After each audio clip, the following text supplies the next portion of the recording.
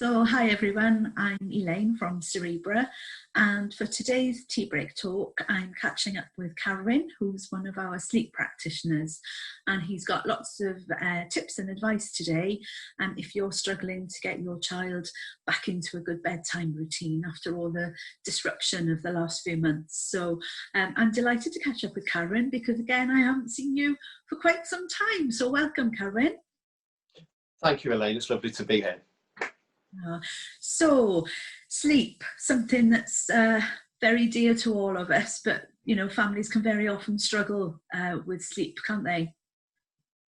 Yes, indeed. And I think with the current situation that we're in with COVID-19 and all the uncertainty around that, I think what we've found is families have fallen, broadly speaking, into one of two categories. So first of all, you had children who perhaps had anxiety issues at school, sensory issues, that sort of thing, who were absolutely over the moon to be back at home with their, creature comforts, with their parents, to have that extended holiday, but are now facing the return to school, the transition, possibly some having to come back from school with all the uncertainty that's in the air. So picking up the pieces of children who've been happy at home, but perhaps struggling a bit on the return to school. And then you have the opposite, the children whose school life gave them a real sense of routine throughout the day, that fed into their evening routine and their sleep. And suddenly, having that sort of rug swept from under their feet, having to be at home, away from their friends, away from their favourite teachers and their school routines. And having to cope with that new lockdown regime with the restrictions on everybody's life, and also on top of that you had parents, perhaps some who are juggling childcare with work, having to fill out days and days and weeks and weeks and weeks of routine for their child, and also sometimes disturbed sleep as well. So the demand for our service has been remained consistent and remained high throughout the lockdown period, and we're glad to be here to provide that service. Great. So difficult times for everybody then, really. Yes, indeed, and for all sorts of families as well. I think one thing that we pride ourselves on as a sleep service is that we tailor our service to each individual family. Each family is unique, their circumstances are unique, and the children are all unique as well. And those difficulties, as I've suggested, flare up perhaps at different times from each other. And we have to be alert and sensitive and show empathy, I think, to all of those varying circumstances.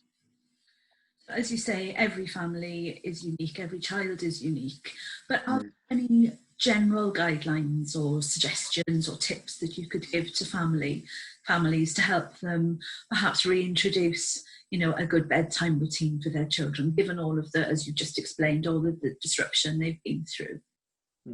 Well, that's right. As we said, each child is unique, but there are some general principles that we can apply. And as a sleep service, we pride ourselves on being a research-backed sleep service. So anything that we suggest to parents is something that we could look up, in the current academic literature on sleep. So we're quite confident about what we're suggesting to people.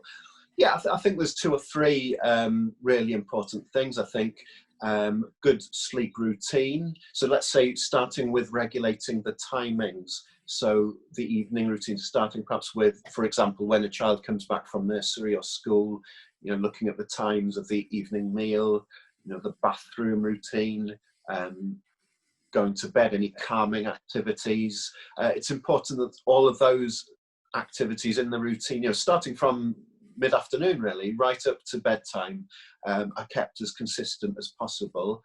And another important addition to that is looking at the wake time as well in the morning.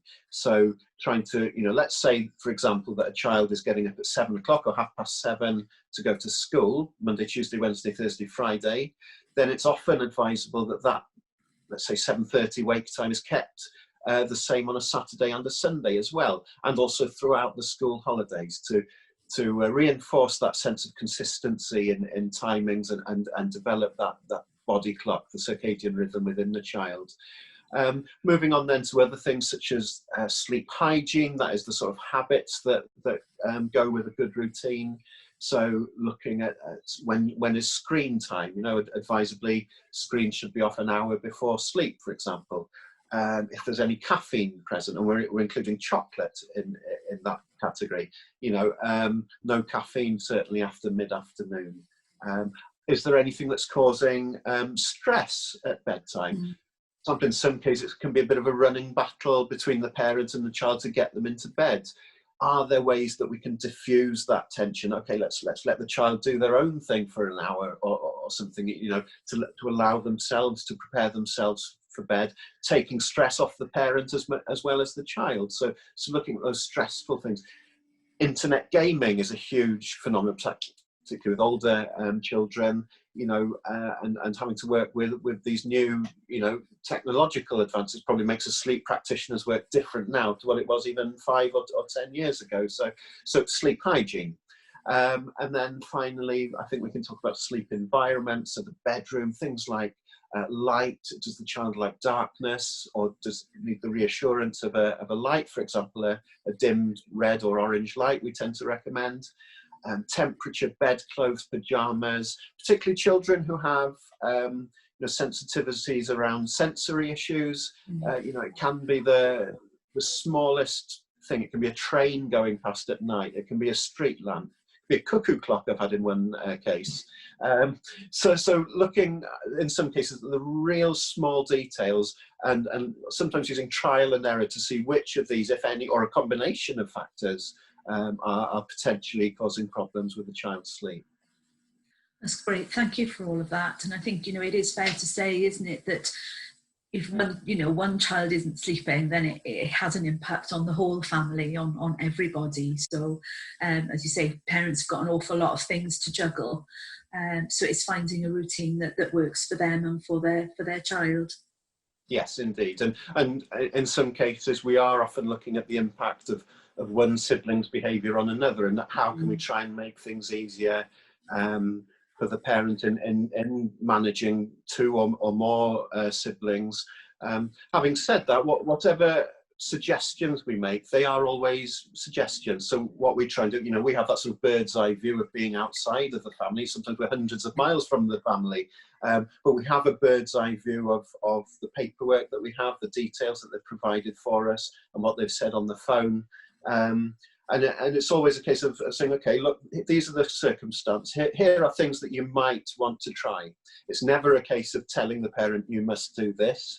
We're never casting judgment on a parent. It's always offering, if you like, a menu of choices which the parent might want to try in their own circumstances. I know we've got lots of information on our website, haven't we, that parents can have a look at and download for free. Sort of general, you know, we've got our, well, you tell us what's there, Carwyn.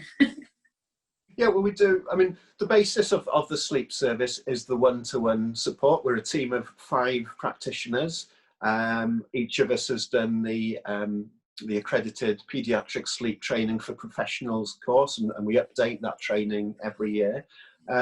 So yeah, it's the one-to-one telephone service that's, you know, at the vanguard at the front of that service. But yes, we are backed up with a range of online downloadable resources. We have the sleep guide, we've got our anxiety guide, we've got a really good new sensory guide, as well as the other guides to Cerebra's other services as well. So yes, and to make that point again, that everything that you see in those guides are backed up by the latest academic research.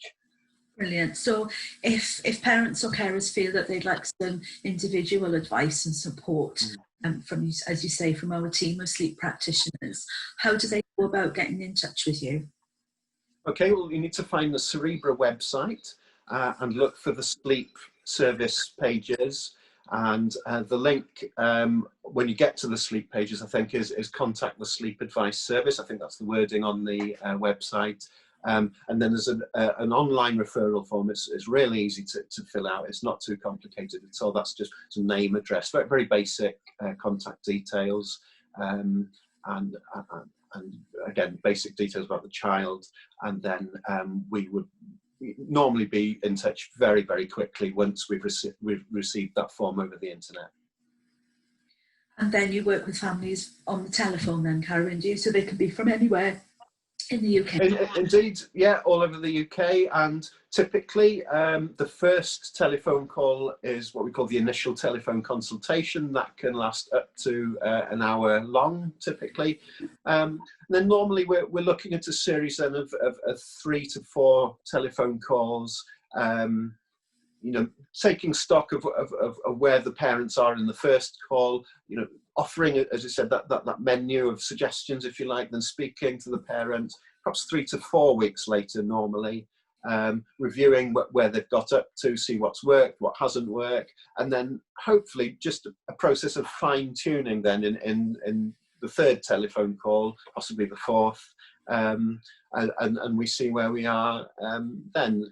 Sometimes in more complicated cases, we can extend that period of working. And I think an important point to make is when perhaps we've reached the end of a process with a parent, the door is always open then for them to return. Within 6 months, just need another 2 weeks sleep diary. And then we can, you know, pretty much work with the parent again. So the door is never really shut unless the child is over 16. You know, then yes, that does create then a mandatory point where we have to cut things off. But generally, we try and keep an open door policy and trying to work with parents wherever we can. That's fantastic. So just, you've given parents an awful lot of information today, which is fab. Sort of to end, are there any sort of words of reassurance that you could give to parents, you know, if they're really struggling with their child's sleep? Yeah, well, I think the message is that we are here for you. You know, on top of the specific sleep strategies that we've discussed, mm-hmm. You know, during this time, during the lockdown, we were also helping families perhaps to pinpoint wider family support, something that we don't normally do, but as a rule, but something that we have been working on more than usual, perhaps during lockdown, looking to see are there other agencies, other charities, perhaps more local to the parent, where they can get that wider family support. So the message is definitely get in touch with us, and the chances are we will be able to offer, you know, somebody to talk to, somebody to listen to empathetically, and possibly to signpost you in the direction, as well as offering that tailored sleep support. That's lovely. Thank you ever so much for that this morning, Carwyn. It's been lovely to catch up with you. If anybody out there would like to contact our sleep team, as Carwyn has said, just visit our website, follow the links, and there will be somebody there who can help. So I think that's it for today, and thanks again, Carwyn, and hope to see you soon. Thank you, Elaine. It's been a pleasure. Diolch yn fawr. Thank you. Bye. Bye.